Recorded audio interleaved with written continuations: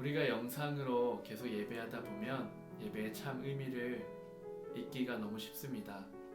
예배는 하나님께서 나를 만나시기 위한 선택이고, 또 예배는 우리를 살리시기 위한 신실한 하나님의 계획입니다.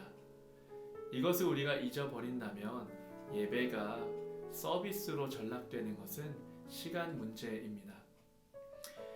예배가 내가 주님의 자녀다운 삶을 살아가게 하는 생명력, 호흡이라는 것을 잊지 않아야 한다면 우리가 어떠한 자세로, 어떤 마음가짐으로 예배해야 할까요?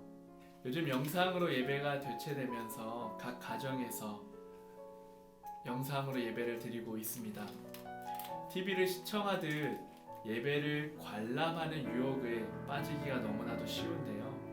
내가 드리고 있는 이 예배 자리에 주님께서 임재하심을 믿는다면, 또 영상을 뚫고 전해지는 그 은혜가 우리의 삶의 자리를 가득 채울 것을 기대한다면 절대 우리가 편안하게 누워서, 또는 먹을 것을 먹으면서, 또는 내 할 일을 하면서 예배를 시청할 수는 없을 것입니다. 갈급한 우리의 마음과 영을 회복시키시고 또 채워주실 것이라는 기대를 가지고 예배한다면 우리의 예배의 모습은 어떻게 달라져야 하는지 우리가 함께 생각해 보았으면 좋겠습니다. 또 한 가지, 영상으로 예배하다 보면 우리가 놓치기 쉬운 부분이 공동체성입니다. 내가 속해 있던 공동체에 대한 인식을 완전히 잊어버리기 너무 쉽기 때문인데요. 마치 TV를 보듯이 영상으로 예배할 때도 재미없거나 내 마음에 들지 않으면 채널을 바꾸듯이 돌리고 싶은 유혹들이 우리에게 있습니다. 특히 요즘같이 정말 많은 예배 영상이 쏟아지고 있는 오늘, 설교자, 예배 형식, 찬양, 또는 예배 퀄리티 등을 비교하며 내 마음에 드는 영상을 찾아 예배하기가 너무 쉬운데, 그럴 때마다 주님께서 우리 각 사람을 부르신 부르심의 공동체가 있음을 잊지 않아야 합니다. 여러 예배 영상들을 보며 내 마음에 드는 공동체를 찾는 유혹들을 버리시고, 나를 이끄셨던 부르심의 공동체, 세상 속에서 우리 각 사람을 부르신 교회 공동체를 위해 우리가 더 함께 중보하고 기도할 수 있기를 소망합니다. 온라인으로 예배 드리더라도 우리에게 가장 중요한 것이 있다면 하나님을 향한 간절함과 예배자로서의 중심을 잃어버리지 않는 것일 것입니다. 그러나 또 한 가지 우리가 중요하게 생각할 것은 우리가 예배를 드리기 위해서 어떤 자세와 또 어떤 환경에서 예배 드리는가 하는 것입니다. 다니엘이 왕의 조서에 어인이 찍힌 것을 알고도 예루살렘을 향해서 난 창문이 있는 다락방에서 하루에 3번을 기도했다는 말씀이 있습니다. 왜 다니엘은 예루살렘을 향해서 난 그 창문이 있는 그곳을 기도의 장소로 선택했을까요? 아마 그 장소에 올라가면 예루살렘을 향한 하나님의 마음, 하나님의 백성을 향한 그분의 마음을 느낄 수 있도록 가장 다니엘을 준비시켜 줄 수 있는 곳이었기 때문이었을 것입니다. 우리가 예배를 드릴 때에 어떠한 마음으로 드리는가에 영향을 주는 것이 어떠한 자세로, 어떠한 환경에서 예배 드리는가입니다.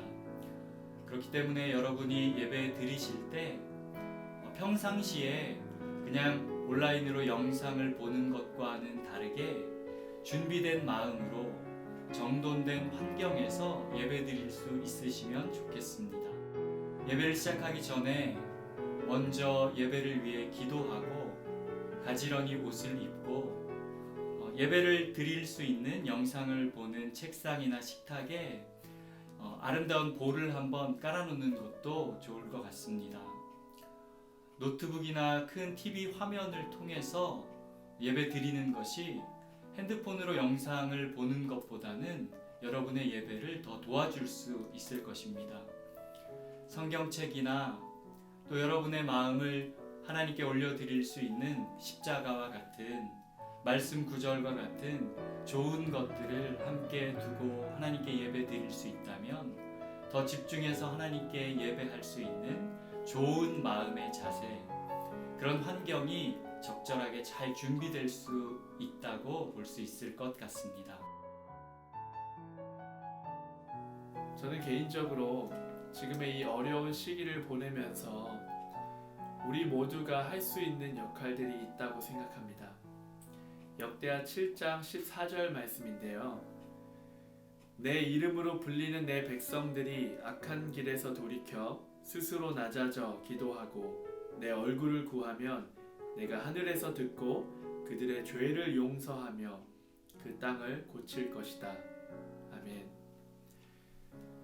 우리가 할 수 있는 역할은 기도입니다. 그리고 우리의 삶의 자리를 예배하는 자리로 바꾸어가는 노력이 필요하다고 생각합니다. 특히 이런 상황 속에서 우리가 다른 사람들을 대할 때 불편한 마음, 의심 또는 스스로 피해 의식을 가지고 대하게 될 때가 많습니다.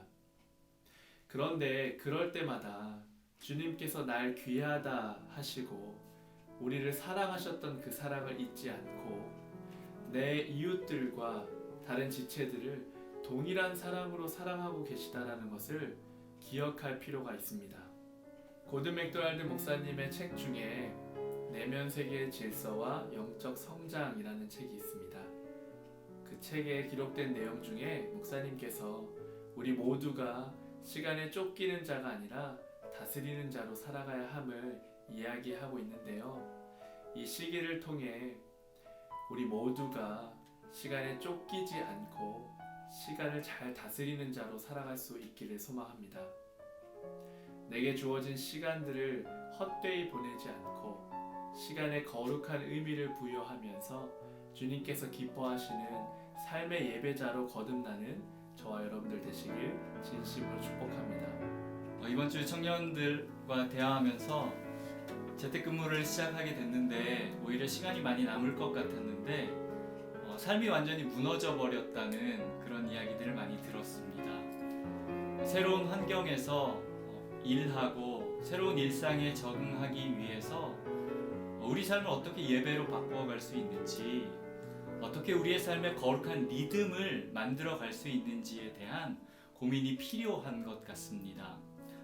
거룩한 삶의 리듬을 형성하는 것은 우리의 영적인 삶에서 정말로 중요한 일입니다. 수도자들이 수도원에서 수도 생활을 할 때에도 기도하러 가서 아무 계획과 리듬이 없이 기도만 계속한 것은 아닙니다.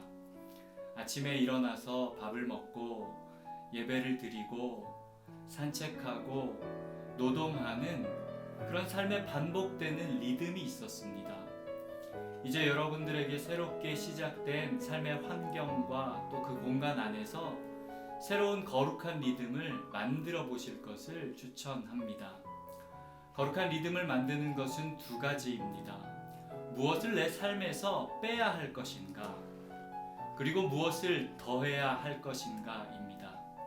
지난주 여러분의 삶을 돌이켜 보시고 무엇이 여러분의 삶을 무너뜨렸는지를 생각해 보십시오.